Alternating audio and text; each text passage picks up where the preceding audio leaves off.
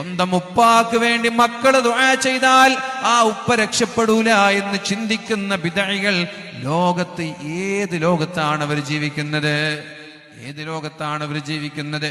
ഒരു ചെടിയുടെ ഇലകൾ ദുആ ചെയ്താൽ ഖബറാളി രക്ഷപ്പെടുമെന്ന് അല്ലാഹുവിന്റെ ഹബീബായ നബി തങ്ങൾ പറയുമ്പോ ഉപ്പാക്ക് വേണ്ടി സ്വാലിഹീങ്ങളായ മക്കൾ ദുആ ചെയ്താൽ ആ ഉപ്പ രക്ഷപ്പെടൂല എന്ന് വിശ്വസിക്കുന്നവരെ കുറിച്ച് വിഡ്ഢികളെന്നല്ലാതെ പിന്നെ എന്താ നമ്മളൊക്കെ വിളിക്കേണ്ടത്? അവരെ വിഡ്ഢികളെന്നല്ലാതെ പിന്നെ എന്താ നമ്മൾ വിളിക്കേണ്ടത്? കാരണം അല്ലാഹുവിന്റെ ഹബീബായ നബി തങ്ങൾ പറഞ്ഞു, ഏതൊരു പിതാവും മരിക്കുമ്പോൾ ബാക്കി വെക്കേണ്ടത് ദുആ ചെയ്യുന്ന മക്കളെയാണ്. എന്തിനാണ് അങ്ങനെ പറഞ്ഞത്? മരിക്കുന്ന ഒരു പിതാവിന് ദുആ ചെയ്യുന്ന മക്കള് ബാക്കി ഉണ്ടാവണമെന്ന് പറയാനുള്ള കാരണം എന്താണ്?